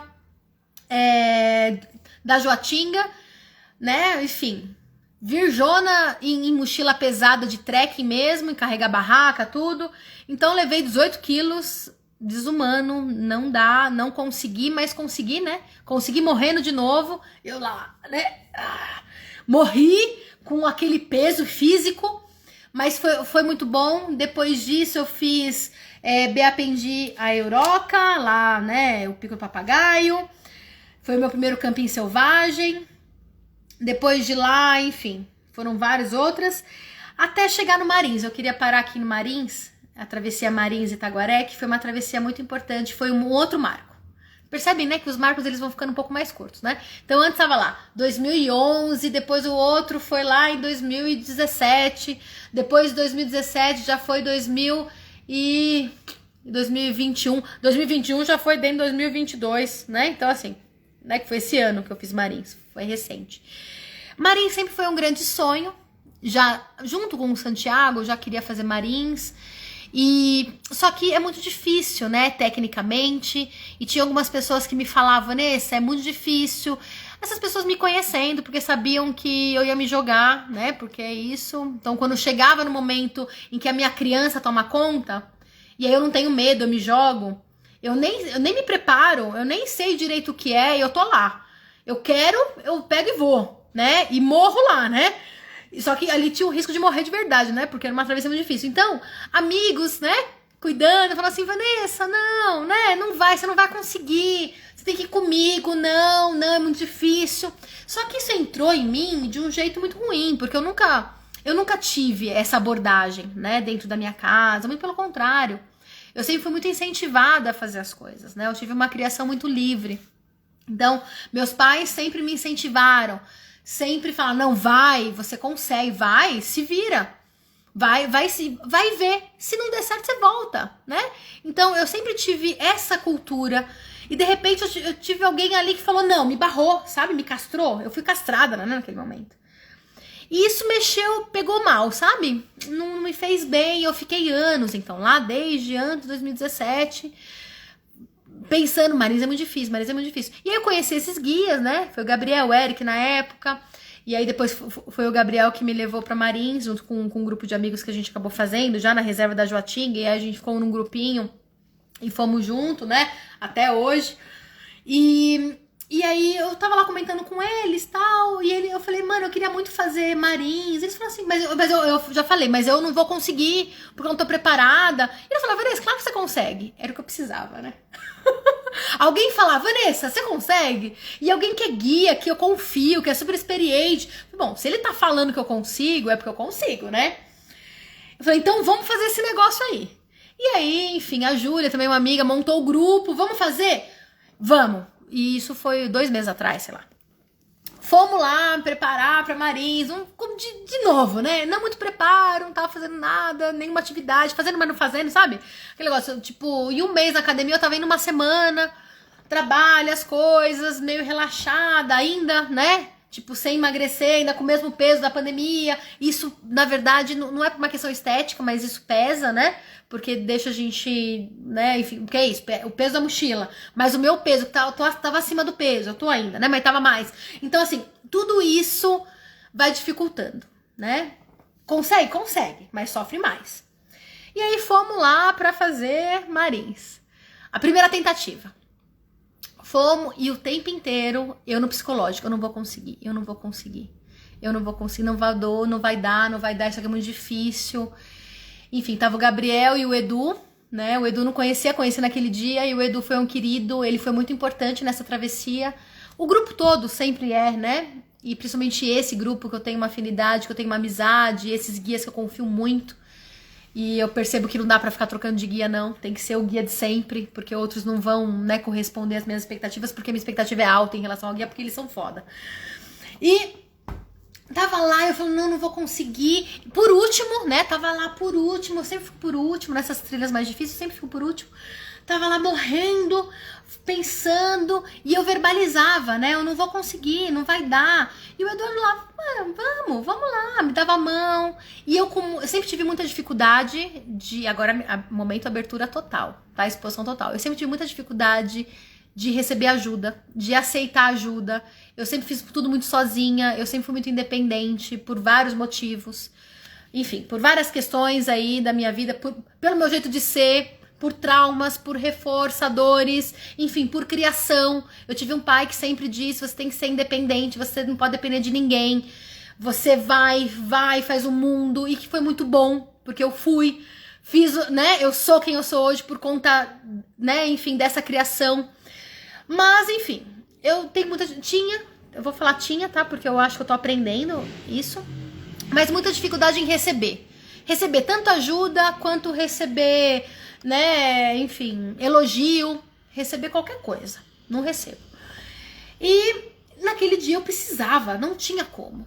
Então, teve um trecho, e aí, enfim, foi muito difícil no primeiro dia, a gente montou acampamento lá na base do Marins, e a gente vai fazer o ataque ao cume, né, pra ver o pôr do sol, e lá, não sei pra quem já foi pro Marins, mas é uma rocha, né, e a gente tem que pisar na rocha. Rocha assim, né, não é rocha assim, né, retinha, é montanha, vou subir. E o medo de escorregar, o medo de cair, eu tava com muito medo, gente, e medo não é um sentimento comum meu, sabe? Quando eu falei isso pra alguns amigos, os amigos falaram, Vanessa, mas você com medo? Porque eu sou a pessoa que se joga, né? Mesmo com medo, eu vou, não importa, eu não penso muito e só me lanço. Mas só com muito medo porque eu tava com aquela frase, eu não vou conseguir, é muito difícil, que foi falada lá em 2017, né? Então, o psicológico pegou. Olha só como é importante, né? Todo o processo. E aí eu tava lá pra subir, pra fazer o ataque ao cume, muito difícil, com muito medo de deslizar, de não dar conta, com uma respiração muito ruim, por conta até, enfim, de não tá bem, não tá bem. E eu falei pro Eduardo, né, tava todo mundo lá em cima já, eu falei, Eduardo, eu vou ficar aqui, eu vou ver o pôr do sol aqui, pode subir, eu não vou subir, e tinha que subir, tava metade do caminho, eu não vou ficar aqui, não quero. Aconteceu isso também lá na Serra do Papagaio, que foi até o guia Leandro que me ajudou, que também foi muito importante, né, o Lê. E ele olhou e falou assim, Vanessa, eu acho que você consegue. Você não acredita em você, mas eu acredito em você. Meu, eu quase chorei, eu chorei, aquele, não sei se ele viu. Eu chorei assim, né, sabe quando você chora, né, pra outro não ver, assim? Então, foi muito importante ele ter falado isso, me emocionou muito. E ele foi comigo até lá em cima. Então ele dava um pouquinho e me dava a mão, vem. E aí eu ia um pedacinho. Aí ia mais um pedacinho, respira, vamos. Dava a mão, vai mais um pedacinho. Então foi naquele momento em que veio uma viradinha de chave de eu aceitar pegar na mão do outro pra subir a montanha, né?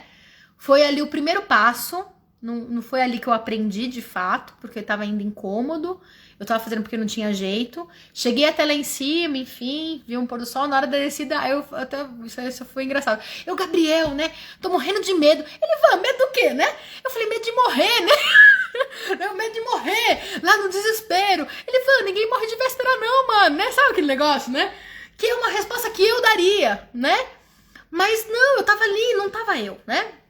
E aí, pegamos, no segundo dia, tava lá no meio do caminho, rolou um ciclone, foi a maior aventura, um ciclone com vento a 80 km por hora, a nossa missão foi abortada, tivemos que voltar o trechinho, que a gente tava indo até Marinzinho, é um trecho muito descampado e com vento muito forte, tava levando a gente o vento.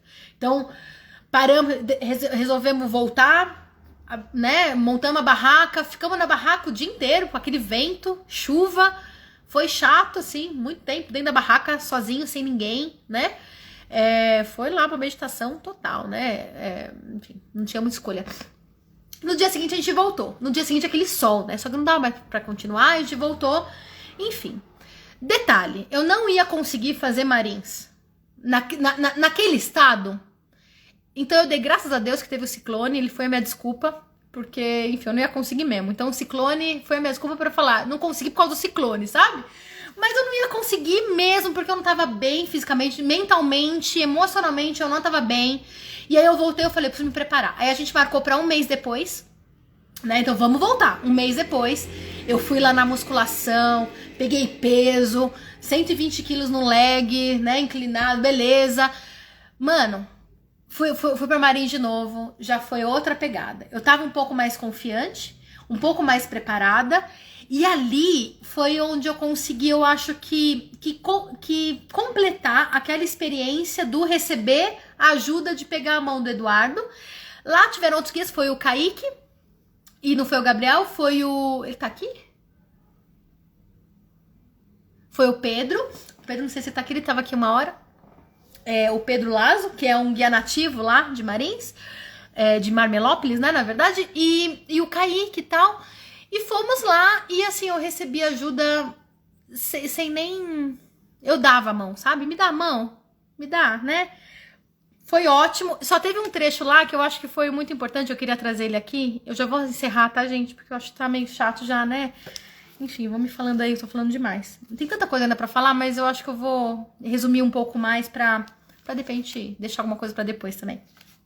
E recebi ajuda, então o Kaique ficou atrás comigo, ele ia me ajudando, dava a mão, e eu assim, sem medo mais, sabe, de pegar na mão do cara, sem medo de confiar, porque eu acho que o lance, né, de receber ajuda tem muito a ver com uma confiança, de confiar que o outro vai fazer a parte dele. E aí teve um trecho lá, que é um trechinho de rapel, assim, um trecho curtinho, em que, enfim, fica o cara lá em cima, né, não sei quem já fez rapel, fica numa cordinha que fica amarrada na gente.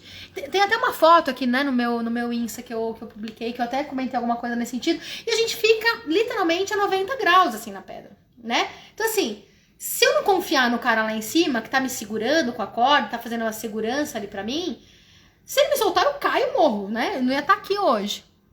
Então, ali, eu olhei e falei, mano, eu não vou conseguir, né? De novo, só que assim, eu não pensei que eu não vou conseguir dessa vez. Eu falei, puta, vai ser difícil, né? Eu pensei, puta que eu pariu, vai ser difícil.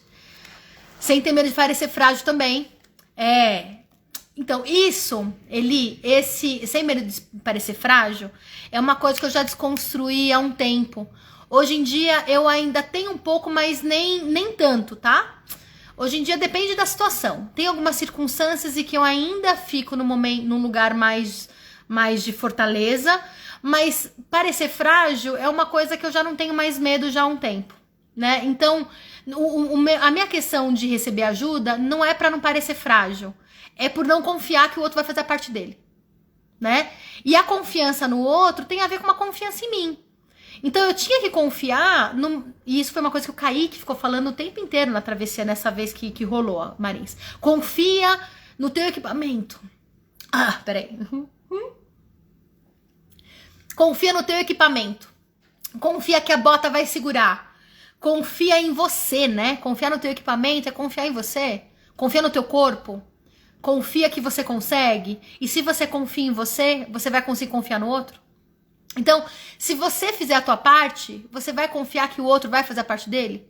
De novo, tudo aquilo que a gente tem na vida, tudo aquilo que nos afeta do outro, é só um reflexo daquilo que está afetando, daquilo que é nosso.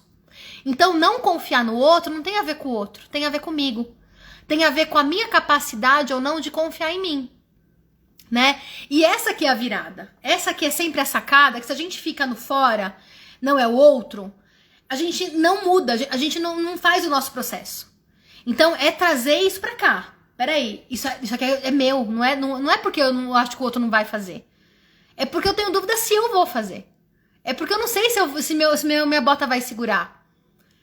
Né? Você saber se vou dar conta ou não. E é muito difícil a gente ter certeza se a gente vai dar conta ou não. Será que a gente tem essa certeza na vida? Né? Do jeito que a gente tá, né? Do jeito que como as coisas são. O tempo inteiro, eu acho que a gente vai ter essa insegurança, a gente vai ter a dúvida. E a gente vai ter que confiar mesmo assim. A gente vai ter que confiar mesmo sem ter certeza se a gente vai dar conta. A gente vai ter que soltar o nosso corpo ali na corda, mesmo sem ter certeza se o outro ali vai segurar ou não. É um risco. Porque é uma coisa que eu ouvi uma vez num podcast, que confiar é igual emprestar dinheiro para um amigo. Né? Você empresta o dinheiro para um amigo, aquele amigo não tem o dinheiro naquele momento. Se ele tivesse, ele não ia pedir emprestado. Mas você confia, você acredita que ele vai ter no futuro para te devolver. Né? Então você tem que dar essa confiança sem ter a certeza. Né? Então, tanto no outro quanto em nós. Então, e tudo isso, sabe, ele passou na minha cabeça enquanto eu tava ali. Né? E depois, claro, que a gente, né, não é só na hora a gente vive aquilo e depois as fichas vão caindo, né? Então, e esse é o meu processo atual, né? Eu tô nesse momento, porque Marins faz um mês, um pouco mais, talvez, sei lá, né? Então, ali virou uma chave e que eu tô ainda nesse processo de internalização dessa chave que foi virada, né? Enfim, desse aprendizado, tipo, enfim, desse monstro, eu tô matando esse monstro. Né? Eu tô matando o monstro de achar que eu não vou dar conta, né? De lidar com uma incerteza que ela é isso. Eu vou ter que conviver com a incerteza, né? Tanto em relação a mim quanto em relação ao outro. Porque senão eu vou viver sozinha, vou continuar sozinha, né? Vou continuar fazendo as coisas sozinha e eu não quero subir a montanha sozinha, né? Então, apesar de saber que eu consigo, né? Porque nesse último final de semana, praticamente eu tava sozinha, porque os guias não me ajudaram, né? E aí tem a questão dos guias, quando você pega guia que realmente é guia, que te dá suporte, ajuda ali, eu senti que eu tava sozinha. Tinha as pessoas só me ajudando, mas eu que tive que dar conta, né? Então, eu consigo fazer sozinha. Mas aí que tá, eu quero fazer sozinha ou não? Eu quero estar nesse processo de confiar. Eu quero poder deixar o meu corpo ali pra deixar o outro ali fazer a parte dele com a corda e eu fazer a minha aqui, né? Porque o rapel, ele tem as duas pessoas, né? Então, eu tenho a minha parte também e o outro também tem a parte dele. Então, foi muito importante. E depois, no final de tudo, né? No último dia que a gente fez o ataque ao Itaguaré, que também foi muito difícil, quem já foi no Itaguaré sabe, ele é muito mais alto, enfim, não é tão técnico, né, acho, quanto o resto, mas é técnico também, não é, eu falei errado aqui, ele é técnico também. Tem pedra assim solta, tem que pular por um buraco, você vê abismo, né, beleza. E teve uma cena que eu acho que foi muito simbólica pra mim, eu não sei nem se eles têm a noção disso, né, quem tava ali comigo, mas eu acho que sim, porque eu falei o quanto que eles foram importantes, e assim, né, subi lá no cume de Itaguaré, na hora de descer, tem uma pedrinha, é uma pedra, que é o cume, tem uma pedrinha aqui e tem uma outra pedra. E aí embaixo não tem nada, assim, tem, mas tá longe, né? Se você cair ali, você se quebra. E aí, pra voltar, eu subi, eu até que fui, né, com um pouco de dificuldade, um pouco de medo, mas eu fui, porque você sobe, né? Pra descer, pra voltar, eu tô olhando o abismo, né? Eu travei, né? Porque eu travo. Tem um momento ali que eu travo, falo, mano, travei, peraí, eu preciso agora pensar em como que eu vou fazer. E aí me dá um tilt ali, eu bugo, sabe? Me dá uma bugada que eu dou uma leve paralisada pra depois eu continuar. Então rolou a minha paralisia ali naquele momento. Eu olhei e falei, não vou conseguir. Não vou. E tava todo mundo já do lado de lá. Aí, um dos guias, o Kaique, ele foi ali embaixo e falou, Vanessa, coloca o pé aqui pra depois você dar impulso pra lá. Eu falei, eu não vou colocar o pé em você, né? Porque assim, tem um limite, né? Receber ajuda tem um limite. Eu não vou pisar no ombro do cara, né? Eu achei que isso ia ser demais, né? Eu não queria fazer isso, sabe? Eu acho que ia ser... Eu não queria violentar ele desse jeito, eu achei que ia ser uma violência. Mas ele falando, pode, né? eu não ia me sentir confortável. E o outro guia lá, com a mão, vem aqui, eu te pego, né? Faz isso, coloca o pé ali, vem, eu te seguro e tal, todo mundo lá do outro lado, né? A Júlia, o Fabiano, o Alexandre e o Thales. Eram eles, né? Os meus amigos, né, de montanha. Amigo mesmo, posso dizer. E tava lá, e assim, teve uma hora que eu falei, tem que ir, né? Eu não vou poder ficar aqui, né? Ficar ali, tenho que chamar um helicóptero. Peguei, né? Respirei coragem, fui, consegui colocar o pé na pedra em cima, né? Não pus no ombro, mas em cima do ombro, qualquer coisa, se eu caísse, o Kaique tava ali. Dei a mão ali pro Pedro, fui pro outro lado, todo mundo que tava do outro lado me segurou e me pegou. Então, naquele momento, que foi muito simbólico, por conta de tudo isso que eu contei pra vocês, né, dessa minha dificuldade, desse momento de soltar, de receber, em que todo mundo no grupo me ajudou. Todo mundo teve uma participação ali, né? E aquilo foi muito importante, né? Agora eu tô emocionada, Tassi, né? Aquilo foi muito importante, né? Porque eu acho que cola, sabe, com esse negócio de que o outro pode fazer a parte, de que eu posso confiar que o outro vai fazer a parte dele e que eu também vou fazer a minha, porque eu tive que dar o primeiro passo e eu tive que ter a força para segurar na mão deles e eu tenho a minha parte e o outro tem a parte dele, né? Então foi muito bom e eu voltei, mais uma vez foi um marco, né? Marins, que era um sonho, era algo muito importante, que eu tava com muito medo, venci mais um monstro e agora eu tô me preparando para fazer Serra Fina, que é a 4ª montanha mais alta do Brasil, né? Tem ali, né? Acho que a Pedra da Mina, que é a mais alta do Brasil. São 4 dias de trekking. É um dos mais difíceis e tô me preparando para isso mês que vem. Então, em agosto, tô lá, porque é isso. O desafio foi vencido, não quero parar ali, né? Isso faz parte do meu processo. É assim que... É dessa forma que as travessias me atravessam. É quando eu sinto que aquilo vai para além daquela situação, vai para além do meu físico. Aquilo tem uma participação muito importante na minha vida, no meu processo, em quem eu sou, em quem eu me torno todos os dias. E é justamente por isso que eu quis fazer essa live, para contar um pouco. Ficou longa, gente, deu 1h30 de live, desculpa. Espero que quem seja aqui tenha curtido, enfim. Mas vai ficar gravado também, vocês podem ouvir em partes. Vou ver se a gente... Viu, Gabi? A gente pode tornar isso um podcast também. E é isso que eu queria trazer. Para que vocês também se inspirem. Faça, quer dizer, eu não sei, eu vou fazer, né? Depois eu posso dizer para você como é que foi, né? Ou se pode antes, enfim. Mas é a minha próxima, então me preparando para ela.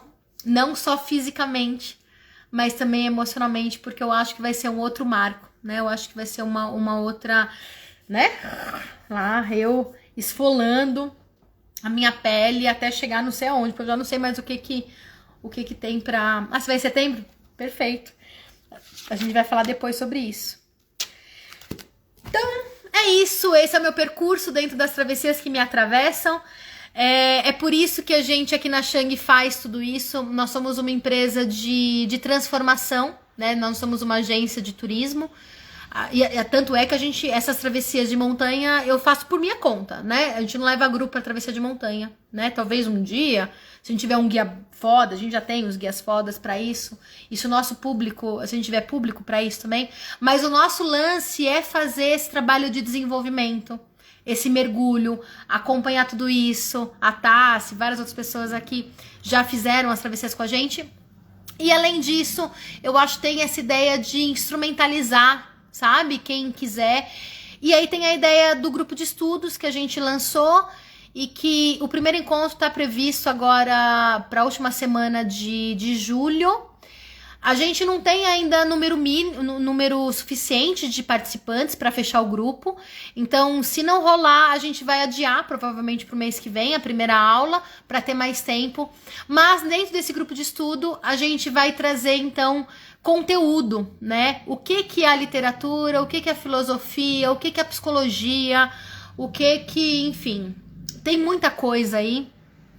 Eu tô aqui com todos os livros, não vai dar pra ver porque tá longe. Mas assim, eu tô com um monte de livro porque eu tô estudando aqui bastante. Então, tem o Caminhar uma evolução, que a gente tem um podcast sobre isso. Tem Caminhar uma Filosofia, que a gente tá fazendo um podcast lá, tem lá no Spotify, quem não conhece. Tem aqui, ó, a história do caminhar. Aqui são alguns só, tá? Aqui Nascemos para Caminhar, que aqui conta tantas coisas, ó, tá tudo marcadinho. Tem... Isso aqui também vai fazer parte, né? A Sociedade do Fracasso, do Byung-Chul Han. Tem... Aqui um livro da psicologia ambiental que fala sobre a nossa relação com o ambiente. Então, tudo isso aqui é parte, tá? Não é tudo, tá, gente? Tem ainda Flanot com o Benjamin, né? O Benjamin fala bastante sobre a questão do Flanot, né? Que fala francês. Que era o ato, né? De caminhar lá na França pelas ruas, o quanto isso é um ato subversivo. Então, o nome do nosso grupo de estudo é Caminhar para a Insurgência, que é para instrumentalizar quem já caminha ou quem tem a vontade de caminhar, a pensar em como que isso não é só um ato físico, não é só uma transformação aqui dentro, mas é também um ato subversivo, porque é uma forma da gente ir contra toda essa cultura da rapidez, da tecnologia, em que a nossa relação com o tempo é outra, em que a nossa relação com nós mesmos muda. Afinal de contas, olha só todo o meu percurso, né? Isso que eu contei pra vocês. E que de repente é o teu também, em diversas outras formas, que é esse lugar de desconstruir esses modelos, de sair desse lugar de expectativa daquilo que o outro espera, daquilo que o mundo quer da gente. Então tem uma ruptura, e não é só essa ruptura dentro, a gente rompe também com essa cultura e com essa sociedade. Que essa sociedade, né, que usa a sociedade do fracasso, que diz que a gente precisa conseguir, que a gente tem que ser rápido. Não, pra que eu vou andar? Não pode, tem que produzir, né? Caminhantes, né? E o Flanot, ele vem disso, é o vagabundo, né? É aquele que não tem uma produtividade para essa sociedade. Então, tem muita questão aí de uma ruptura social. Então, é um projeto novo, é um trabalho novo que a gente está fazendo, com a ideia, de fato, de instrumentalizar quem participar para ser ativo, para, enfim, para a insurgência mesmo, sabe? A gente precisa ser insurgente, a gente precisa ser revolucionário dentro desse mundo. E aí eu volto pro comecinho aqui da live, em que eu abri falando sobre toda essa violência contra a mulher, que não é só contra a mulher, contra os pretos e pretas, contra a população LGBTQIA+, quantas mulheres e homens trans morrem todos os dias, quantos pretos e pretas morrem, quantas mulheres morrem dentro dessa sociedade que é uma sociedade de opressão. Então a gente precisa fazer alguma coisa, a gente precisa se instrumentalizar. E essa é uma das formas que a gente pensou de fazer isso, sabe? De lutar junto. Então, vamos estudar junto, vamos pensar. E esse é o nosso produto, né? A caminhada, a psicologia, a transformação individual, que vai para esse coletivo, para a gente transbordar nesse coletivo e mudar também, combater essa cultura da opressão e da violência, né? De dentro para fora, porque a gente também é violento com a gente, né? Então, enfim. Espero que tenham gostado, gente, quem tá aqui ainda. Muito obrigada pela participação de vocês, por ficarem até o fim. A Eli, parabéns pelo trabalho, a conexão do movimento, da vida ambiente é um ato mesmo de libertação, né? De dentro para fora. A gente se liberta dentro pra gente poder libertar fora. Porque, enfim, né? Pelo menos é assim que eu penso. Enquanto tiver luta para lutar, a gente precisa levantar da cama, mesmo que dê vontade de ficar em posição fetal no escuro, né? Com toda essa violência que a gente recebe. Então, pelo menos para mim, pensar que essa é uma forma de lutar, de tentar fazer alguma coisa, me motiva a sair dessa cama, sabe? A transformar a luta em luta. Então, é isso aí. Sofrimento em caos em cosmos, né? Então é isso, gente. Quem quiser vir junto, no sábado vai rolar. Ó, eu também vou falando, aí eu vou me despedindo 300 vezes. A Gabi fica puta com isso nos meus vídeos, porque eu me despeço várias vezes. Tô tentando fazer diferente nos vídeos, só que aqui ao vivo não rola, fia. Aqui no vídeo é muito, né? É o que é. Eu sou assim, vou me despedindo várias vezes, que eu vou lembrando. Vai rolar, se também tiver público pra isso, que a gente começou a divulgar essa semana, né? Mas vai rolar uma aula aberta, gratuita, introdutória pra esse grupo de estudo no sábado agora, das 10 às 11. Tem a ficha de inscrição, que tá no link, na bio do Insta da Shang, eu acho que no meu também tá. Então, quem quiser participar e conhecer um pouco mais, sem compromisso, só faz a aula, a gente vai aprender um pouquinho juntos, se curtir, aí você se inscreve. E se não tiver gente agora pra julho, a gente não vai desistir, a gente vai pular isso pra agosto, né? E vamos ver se faz um grupo bacana aí.